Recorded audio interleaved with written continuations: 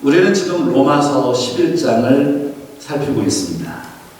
지난 시간에 이스라엘의 넘어짐 그리고 이방인의 풍성함에 대해 살펴보았죠. 기억을 더듬어 보세요. 로마서 11장 11절로 15절에 있는 말씀을 나누었습니다. 그리고 오늘 본문은 너무 중요한, 그래서 너무나도 까다로워서 사람들이 오해하는, 로마서를 어렵다라고 하는 그 비유를 우리가 만났습니다.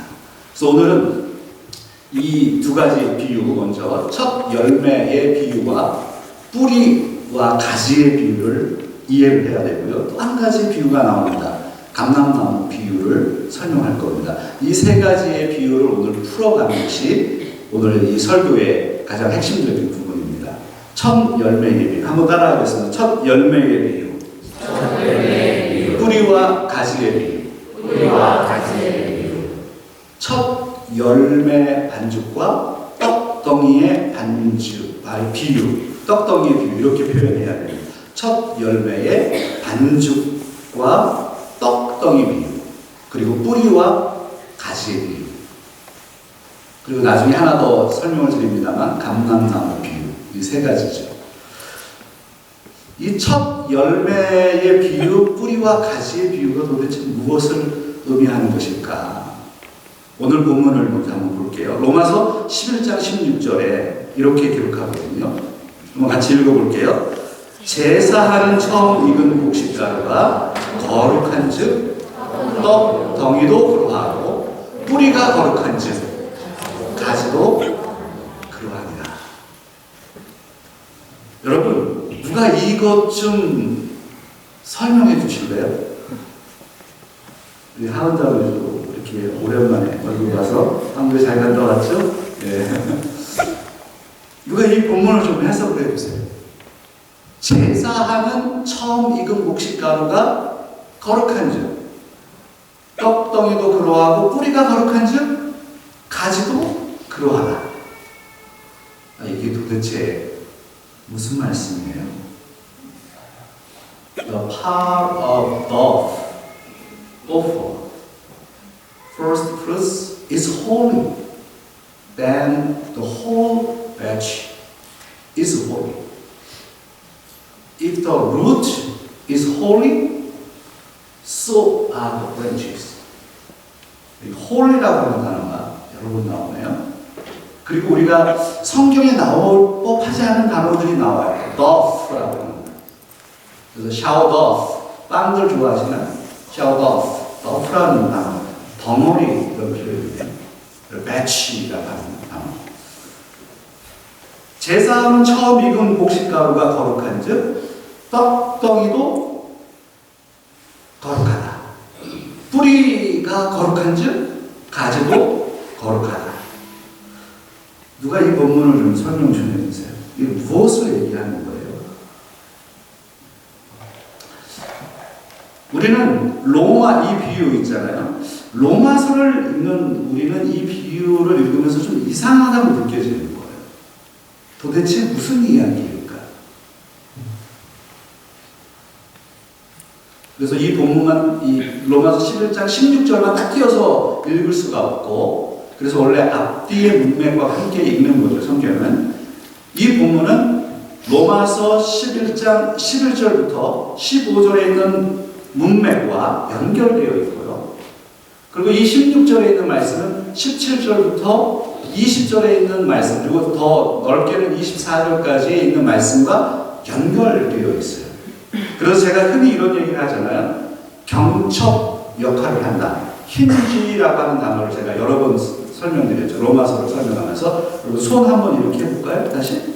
손 이렇게 한번 해보세요. 이게 힌지죠. 커핑이라고도 하고 모임이라고도 하고 커핑 힌지, 힌지. 이게 연결되어 있다는 거예요. 앞쪽으로 갔다가 뒤쪽으로 왔다가. 그러나 다 연결되어 있다는 거예요. 문에 힌지이면서 골프 칠 때도 힌지가 생깁니다. 힌지. 그럼 이게 무슨 얘기냐면 로마서 11장 16절 이 말씀은 로마서 앞부분과 연결되어 있고 로마서 뒷부분과 연결되어 있어서 함께 이것을 조망하게 만드는 거죠. 로마서 11장 16절에 처음 익은 곡식 가루가 거룩하다. 그래서 떡덩이도 거룩하다. 도대체 이게 무슨 말이냐? 이 말씀은 첫 열매가 거룩하기 때문에 그 열매에서 나는 것들, 그 나무에서 나는 것들이 거룩하다는 의미거든요. 이것은 이방인과 유대인들의 구원과 관련된 비유입니다. 누구와 누구의 비유요?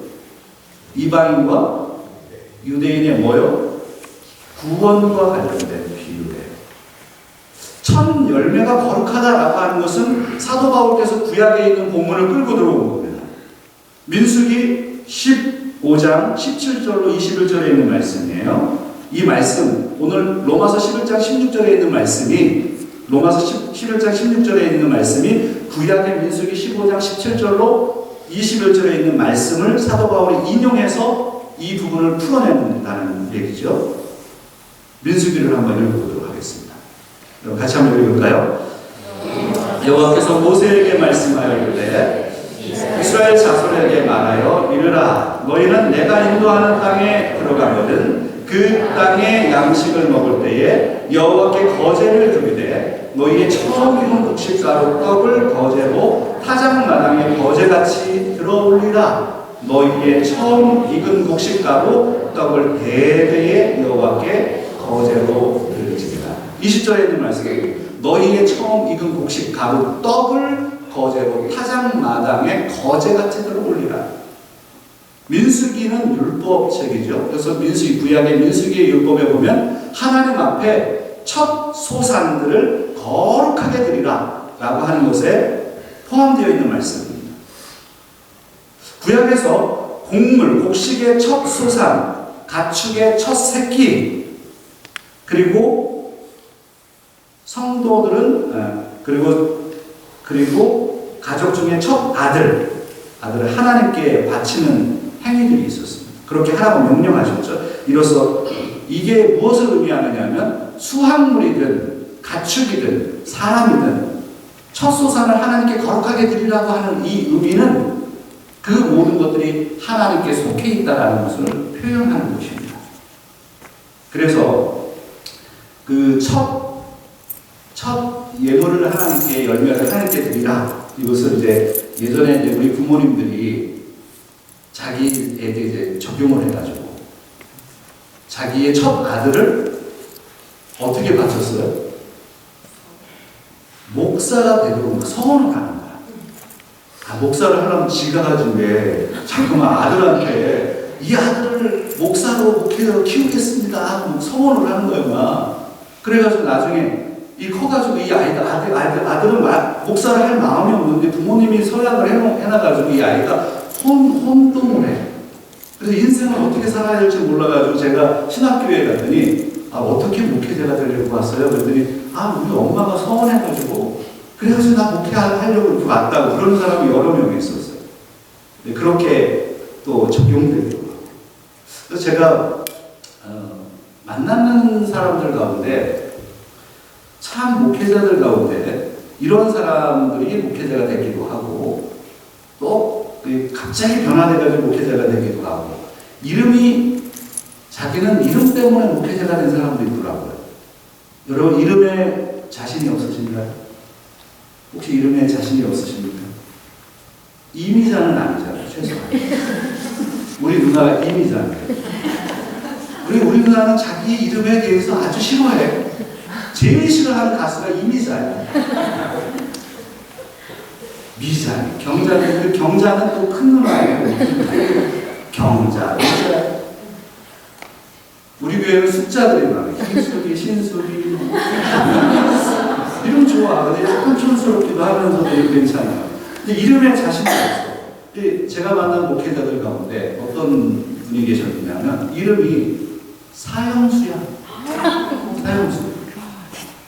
깜짝 놀라가지고 자기가 이렇게 소개를 하는 거예요.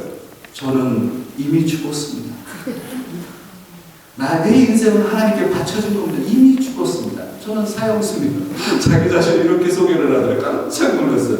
자기는 이름 때문에 목회자가 됐대요. 아무튼 여러분 좀 재밌게 하려고 제가 얘기를 한 거고요. 천 열매 반죽이 거룩한즉 그 덩어리가 거룩하다.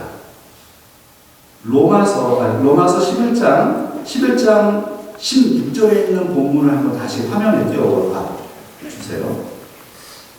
앞쪽에 있었던 천 열매가 거룩한즉 그 덩어리도 거룩하다. 여기서 제사하는 처음 익은 곡식 가루라고 하는 이 단어가요, 아파르케라고 하는 단어입니다. 이제 다음에 한번 보여주세요. 그 다음에 보시면 이 아파르케라고 하는 이 단어를 어떻게 번역할까 번역하는 사람들이 굉장히 고심이 많았어요. On the first fruits of bread dough, 빵 덩어리, dough라고 하는 게 이거잖아요. 제가 오늘 저 신경 많이 씁니다, 설교에. 제가 진짜 이걸 어떻게 설명할까 고민을 많이 하다가, 아니 제가 이거 집사람에게 나 오늘 설교 시간에 그냥 빵 얘기해서 내가 빵이 하나 필요해, 여보 가서 빵 하나만 사다 줘. 그랬더니 이걸 사오면 아니 이거 야구를 해도 되겠어. 내가 그냥 이게 동그라면 빵 하나만 사다 줘. 그랬더니 이 야구빵만이 같은 이거를 이렇게 사가지고 와가지고, 근데 우리 집사람이 여기서 설교하는지 모르고 오늘 제가 주일학교 설교하거든요. 근데 주일학교에 가져가나 보다 이렇게 생각했을 거예요. 내가 여기 가져오면 깜짝 놀랐을 거야. 지금 여기에 보면 빵 있잖아요. 이 빵에 이게 덩어리잖아요. 그죠? 이 덩어리. 이 빵 덩어리가 있는데 이게 빵이 만들어지려면 반죽으로 해서 만들어지는 거잖아요. 맞아요? 아, 여기 말 조심해요. 여기 빵 전문가들이 있어요. 근데 이거는 빵은 무슨 곡식으로 만드는 거죠? 쌀가루예요, 밀가루예요? 나 처음에 쌀가루인 줄 알았어. 근데 우리 집사람이 쌀은 떡을 만드는 거지. 그렇구나. 여러분, 빵은 뭐를 만들어요? 밀로 만드는 겁니다. 밀가루. 그러면 이스라엘 사람들은 쌀을 먹었어요? 밀을 먹었어요? 밀을 먹었죠. 미국에서 쌀이 나요? 밀이 나요? 밀이 나요. 지금 전쟁하고 있는 우크라이나는 뭐가 많이 나요? 밀가루가 많이 나요. 밀이 많이 나는 거예요. 밀을 수출을 하는 거예요. 밀가루로 빵을 만드는 거예요. 맞죠? 그래서 여기에 있는 이 첫 열매가 거룩한즉, 그것은 이 빵을 만들기 전에 첫 열매를 수확해서 반죽을, 가루를 만들어서 반죽을 만들어요. 그것을 얘기해요. 그리고 이것은 만들어진 덩이에요. 너프라고 해요. 덩이. 그래서 이거를 뭐 띄어서 먹을 수도 있잖아요. 그죠? 아유, 맛있다. 그래서 이거는 제가 누구를 좀 드리려고. 이 예배 시간에 설교단에 왔던 거니까 누가 원하는 분만 예배를 해보세요. 이거 원하시는 분. 네, 집사님 잠깐 나오세요. 잠깐 나오세요. 나오시라고. 네, 나오세요. 나오세요. 야, 기가 막힌 걸 오늘 진짜 맛있네. 이거를 집사님 오늘 처음에. 성도인데요, 집사. 아, 예, 성도님. 집사님, 아니 성도님이 드시지 마시고 저하고 오늘 새로 오신 분한테.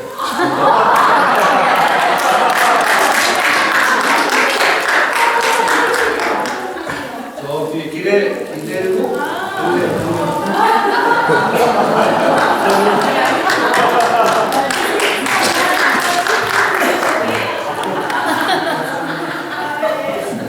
오늘 이 비유는 제가 설명할 필요가 없어. 실물로 다 설명 다 끝났네.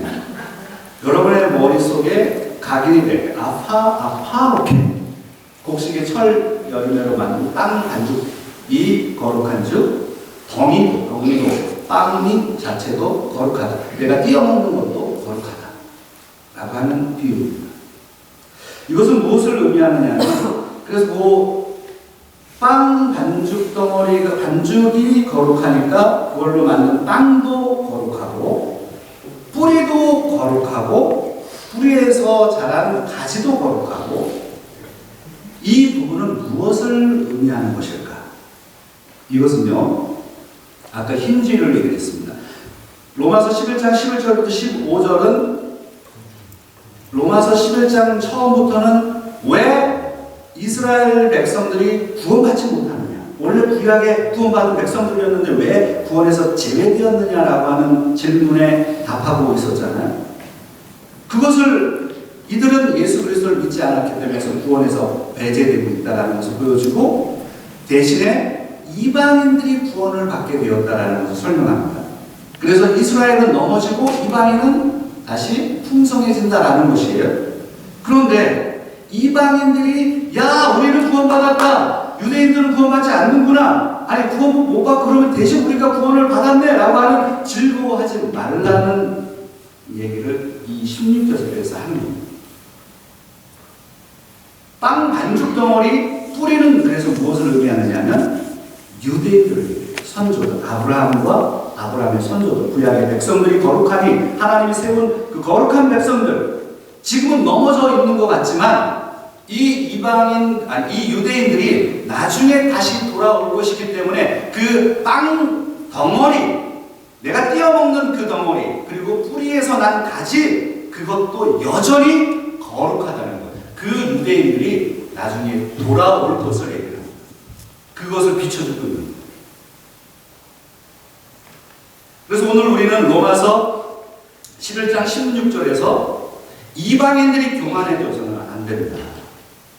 그 사실과 하나님은 여전히 신실하시다, 하나님의 백성들에 대해서 끝없이 신실하시다, 그들이 하나님을 모르고 그리고 예수 그리스도를 부인하는 것처럼 보이는 그 수천 년의 역사 속에서도 하나님은 여전히 신실하셔서 이 유대인들에 대한 끊임없는 사랑을 가지고 계시고 언젠가는 이들이 다시 돌아오게 하실 것을 이 로마서에서 비춰주고 있습니다. 자, 그 다음에 오늘 한 가지 더 살펴봐야 할 비유는 감람나무 비유입니다. 감람나무 비유. 이 감람나무 보셨나요? 감람나무는 어떤 나무이죠? 이것은 올리브 트리입니다. 올리브 나무. 여러분 올리브 좋아하세요? 그래서 여기 마트에 가면 올리브 그 기름 소금에 절여가지고 그거 많이 먹잖아요. 올리브 해가지고 그 올리브 나무입니다. 이 감람나무를 이 오늘 본문에서 로마서 11장 17절에서 이렇게 설명하고 있는데요. 본문을 한번 살펴보도록 하겠습니다. 시작. 돌 감람나무에 내가 그들 중에 젖소침이 되어 참 감람나무 뿌리의 진액을 함께 받는 자가 되었습니다. 또한 가지 얼마가 꺾였대요. 여기에 돌 감람나무가 나오네요. 그리고 참 감람나무가 나오네요. 이거는 도대체 무엇을 얘기할까요? 아무튼 감람나무 이야기네요. 감람나무가 어떻게 생겼는지 사진으로 한번 보여드릴게요. 이 감람나무가 이렇게 생겼는데 사실 이렇게 멋지지 않아요. 감람나무는 되게 촌스러워요. 그리고 되게 지저분해 보여요. 다음 화면을 보여주세요. 그런데 의미가 있어요. 이 감람나무는 어디에 있는 감람나무인지 아세요? 이거 알면 깜짝 놀랄 거예요. 예수님이 기도했던 겟세마네 동산에 있는 2000년 된 감람나무. 지금도 이스라엘에 가면 성지순례를 만약에 가게 되면 예루살렘에 가서 예루살렘 바로 옆이 겟세마네 동산이거든요. 거기를 가게 되어 있어요. 가면 이 나무를 볼 수 있습니다. 이게 올리브 나무예요. 감람나무인데 이 감람나무 비유는 그냥 성경 우리가 1세기에 얘기를 들어보면 그냥 이스라엘은 척박한 이 엘센트로와 같은 사막지대예요. 그래서 물이 엄청나게 필요한 곳이에요. 이 감람나무는 심어놓으면 땅 끝까지 파고 들어가서 물을 빨아먹으면서 스스로 자라는 나무가 감람나무. 사막의 보석과 같은 야생나무예요. 여기서 열매가 나요. 그게 올리브. 올리브로 기름을 만들죠. 장아찌 같은 걸 만들어서 먹고요. 이 올리브 나무, 이 감람나무. 근데 이 감람나무가 엘센트로에도 많다는 거 아시죠? 이 주변에 사막 지역이기 때문에 우리가 가다 보면 막 지저분해 보이는 나무들 딱 보면 그게 감람나무. 혹시 못 보신 분들은, 그럼 우리가 여기 델리오 컨트리 클럽에 골프 치러 갔을 때 그 막 나무 있잖아요. 그 나무들이 감람나무. 사막에 피어나는, 사막에서 살아남는 너무나도 소중한, 그래서 구약 성경에는 이 감람나무가 풍성함을 표현하는, 이스라엘의 회복을 설명하는 호세아 14장에서는 이 감람나무의 회복을 이스라엘의 회복으로 설명하기도 했습니다. 여기 감람나무에 있잖아요. 그런데 이제 이 감람나무의 본문을 한번 다시 보여주세요. 사도 바울이 로마서 11장 17절에 이렇게 표현을 했거든요. 그럼 다시 상상을 하시고 이 본문을 읽어보겠습니다. 시작. 또한 가지 얼마가 꺾였는데 돌 감람나무인 내가 그들 중에 접붙임이 되어 참 감람나무 뿌리의 진액을 함께 받는 자가 되었다. 여기서 가지 얼마가 꺾였다는 거예요. 그래서 이 감람나무 가지가 꺾였다는 거예요. 이것은 무엇을 의미하죠? 이스라엘 백성들을 의미하는 거예요. 이스라엘 사람들이 꺾였다는 거예요. 꺾여서 나갔고, 돌 감람나무, 이 와일드 올리브 트리입니다. 이 돌 감람나무는, 그럼 이 돌 감람나무는 이방인들을 얘기하죠. 이방인들이 그 접붙임을 받게 되어서 참 감람나무가 되었다는 거예요. 그러면 나무 가지는 무엇이고 돌 감람나무는 무엇이고 참 감람나무는 무엇이냐? 다음 화면으로 좀 보여주세요. 그래서 여러분 이해를 좀 쉽게 하기 위해서 다음 화면을 좀 넘겨보세요. 그 다음 화면, 네, 여기를 보세요. 참 감람나무 가지는 누구를 상징한다고요? 유대인들을 상징하고, 돌 감람나무는 누구를요? 이방인들을. 그리고 참 감람나무는 구원받은 이방인들, 유대인들을 가리킵니다. 하나님의 백성들. 이 말씀이 너무나도 신비롭기도 하면서도 이해가 좀 어려우면서, 그래서 로마서를 연구하는 많은 사람들이 되게 고민이 많은 거예요. 로마서가 너무 어렵다는 거예요. 근데 기가 막힌 하나님의 말씀이죠.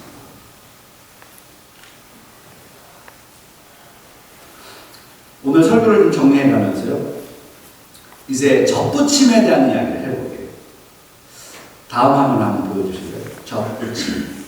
참으로 특별한 은혜입니다. 접붙임. 돌 감람나무. 이방인들은 원래 참 감람나무가 아니에요.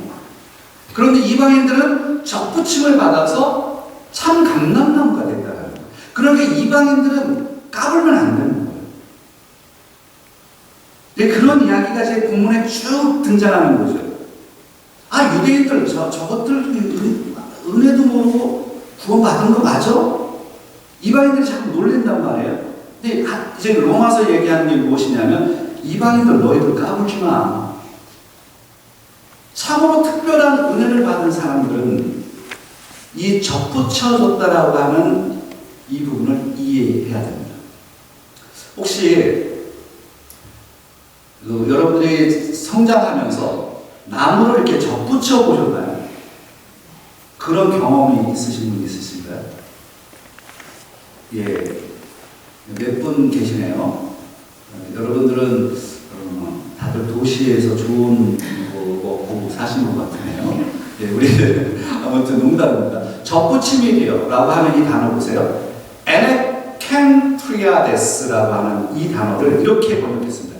Have been grafted. 크래프트라고 하는 단어 들어보셨죠? 크래프트는 공예입니다. 손으로 뭘 만드는 이런 공예 작품 할 때 크래프트라고 해요. 크래프트라고 하는 단어는 접붙임입니다. 나무를 접붙이는 걸 얘기해요. 접목하는, 원예와 관련된. 그래서 에네켄트리아데스라고 하는 단어는 신약 성경에 딱 한 번만 여기에 등장합니다. 로마서 11장 17절에. 접붙임이 되어.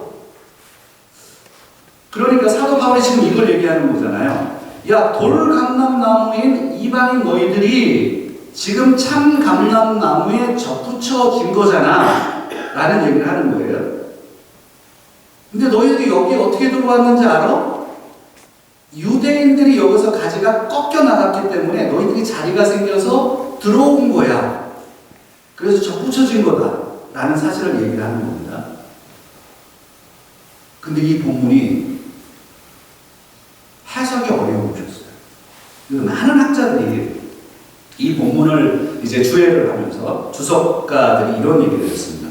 이 본문은 일상적인 농부들이 이해하는 접붙임이 아니다. 여기 우리 접붙여 보신 분이 계시다 그랬는데요.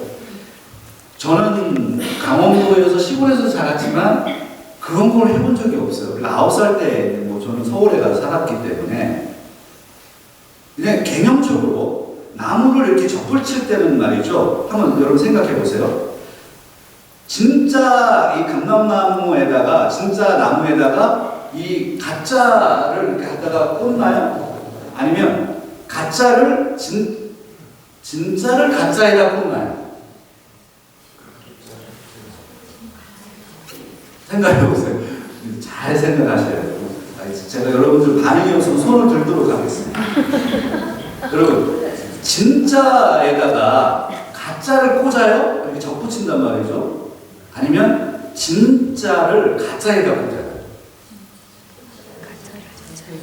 자, 다시 손 들어볼까요? 자,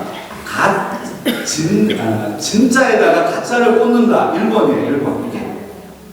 그 다음에 가짜에다가 진짜를 꽂는다. 이게 2번이에요. 1번 손 들어보세요. 1번. 그 다음에 2번 한번 손 들어보세요. 그리고 우리는, 여러분들은 좀 공부 좀 많이 합시다. 농담이고요. 자, 사실 1세기에 농부들은 이 접붙이는 게 그렇답니다. 진짜를 꽂는데요. 그게 맞다는 거예요. 이해가 되시나요? 이게 제가 정확하게 제가 막 책들을 봤는데 제가 농부가 아니라가지고 분명한 건 아닙니다만 학자들이 계속 지금 1세기의 농법에 의하면 진짜 접붙임 할 때는 진짜를 가짜 쪽에다 꽂아서 진짜로 자라게 한다는 거예요. 그게 1세기의 농법이에요. 그래서 다음 화면 한번 보여주세요. 접붙일 때 그래서 저 나무 가지에다가 다른 거를 갖다가 접붙이는 거예요. 근데 진짜를 갖다 붙여야지 살아난다는 겁니다. 개념적으로. 근데 오늘 본문에 보면 사도 바울이 반대로 얘기했단 말이에요. 나무 가지가 꺾였고 그리고 가짜인 돌감람 나무를 진짜인 참 감람 나무에다 접붙였다라는 것을 보고 학자들이 이렇게 얘기를 했어요. 그래서 이 사도 바울은 농법도 모르고 안법도 모르는데 이것을 썼다라고 비평을 합니다. 그러나 이 본문은 그렇게 볼 수가 없어요. 아니 그렇게 해석할 농업에 대한 성경 말씀이 아닙니다. 이것은 신학에 대한 얘기를 하는 겁니다. 그래서 이 사도 바울께서 얘기하는 것이 무엇이냐면 그렇다면 진짜가 가짜에 전부 접붙여져야 된다는 것이 사실이라면 그것은 특별한 은혜라는 것이죠. 이 본문이 가리키는 게 무엇이냐면 이방인들이 가짜고 유대인들이 진짜였는데 이방인이 유대인 쪽에 같이 와서 구원받은 백성이 됐다라고 하는 것을 설명한다면 만약에 그 논리로 농법의 논리로 따진다면 이것은 특별한 은혜라는 거예요. 하나님께서 이방인들을 진짜 참 감람나무에 붙여주셨다라는 것은 이것은 있을 수 없는 것이다. 그래서 이방인들이 구원받는 것은 은혜로 받는 것이다. 하나님의 은혜 아니면 어떻게 가능하냐. 이 부분을 강조하는 것이다.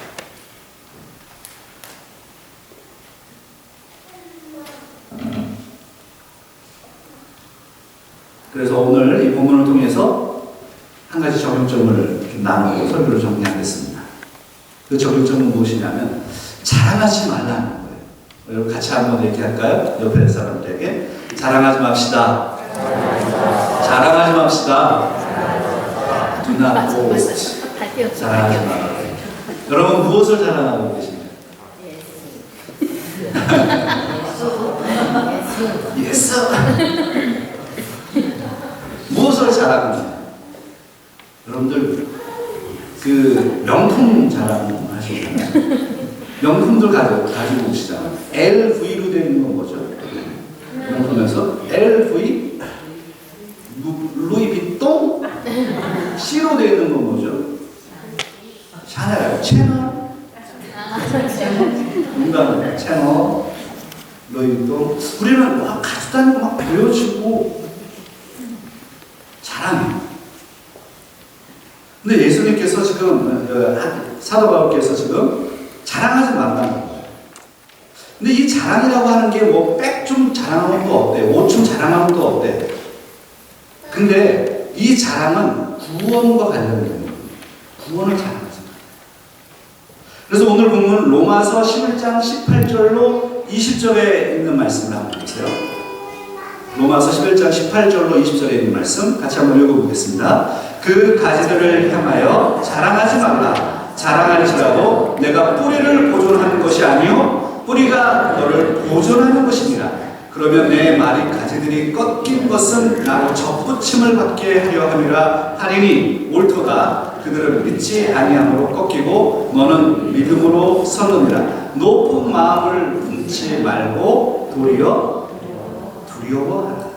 높은 마음을 품지 말고 도리어 두려워하라. Do not be arrogant, but be afraid. 높은 마음을 품지 말고 오히려 두려워하라. 우리가 구원에 대해서 너무나도 구원을 감사해야 되지. 내가 받은 구원, 내가 열심히 해가지고, 내가 이렇게 해가지고, 내가 새벽부터 와가 새벽 기도 드리고, 뭐 철야를 하고, 내가 어떻게 해서 내가 구원받고, 내가 구원받은 사람이라고, 내가 누구라고. 높은 마음을 품지 말고 두려워하라. 특별한 은혜를 받았기 때문에 은혜를 아는 사람은 교만할 수가 없어요.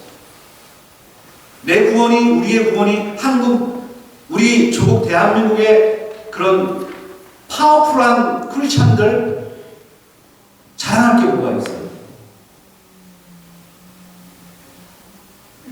우리 한국처럼 신앙이 좋은 민족이 있냐고 누가 막 그렇게 얘기를 하더라고요. 그런 얘기 할 수가 없는 거예요.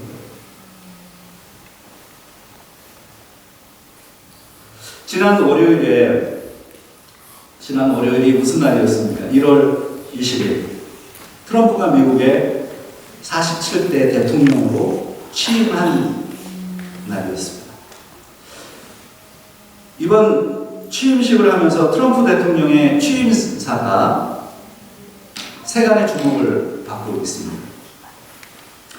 이렇게 얘기를 처음 시작했어요. The golden age of America begins right now. 미국의 황금기가 바로 지금 시작됩니다. 저는 그 취임사를 딱 듣는데요. 깜짝 놀랐어요. 어떤 말을 할까, 대통령이? The golden age of America begins right now.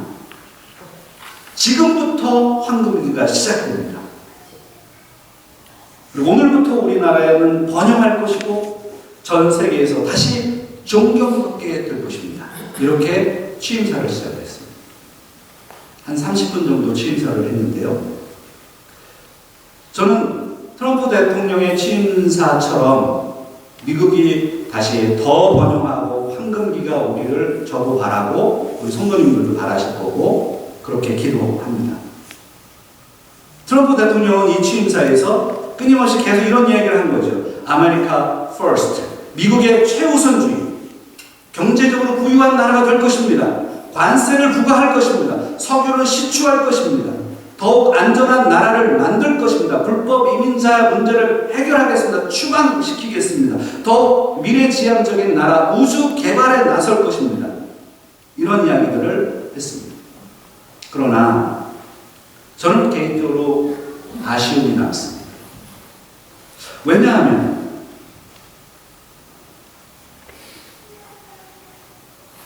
불법 이민자를 강제로 추방해요.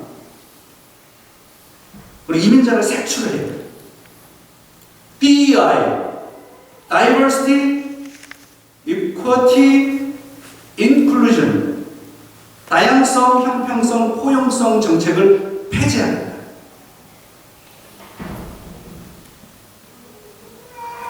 물론 이 부분은 민주당이 인권을 중요시 여기기 때문에 민주당이 지지하는 정책들입니다. 그러나 이거는 세상이 다 감당해야 할 가치이고 성경적인 가치이죠. 가난한 자들, 불쌍한 자들을 어떻게 할까요? 가난한 자들, 불쌍한 자들은 그럼 어디로 가야 할까요?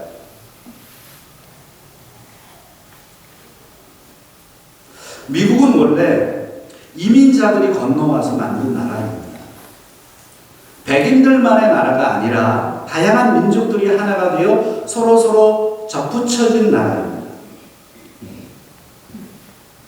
미국 사람이라면 미국이 강경해지고 강력해지고 황금기를 누리기를 누가 원하지 않겠습니까? 그러나 분명한 것은 백인들만의 나라가 된다든지 가장 부자가 최고의 나라가 된다든지 하는 것을 추구하는 것은 성경적이지 않습니다. 그래서 여러분들 같이 기도해 주십시오. 저는 트럼프 대통령이 4년간 잘 운영하길 바라고 그렇게 기도할 것입니다. 그러나 여전히 우리 주변에는 가난한 사람들, 우리는 이민자이고 연약한 사람들입니다. 연약한 사람들이 지지받지 못하는 나라가 되면 어떻게 되겠습니까? 나라도 정치인도 은혜가 필요합니다. 특별히 우리 그리스도인들은 더 큰 은혜가 필요한 거예요. 접붙임의 은혜가 필요한 거예요. 그 은혜가 있기 때문에 우리는 하나님 앞에 나와서 이렇게 감사함으로 예배를 드립니다. 잊지 말아야 돼요. 내가 잘나서 구원받지 않을 거라는 사실. 하나님이 우리를 돌 감람나무였던 나를 참 감람나무에 접붙여 주셨기 때문에 내가 하나님의 백성이 되었고 하나님 안에서 살아간다라는 사실을 잊어서는 그러한 마음을 가지고 있는 저와 여러분들이 다른 사람을 바라볼 때 더 가난한 사람들, 나보다 못해 보이는 사람들, 연약한 사람들을 포용할 수 있어야 돼요. 그게 크리스찬의 삶이고 예수 그리스도의 정신이고 그게 기독교입니다.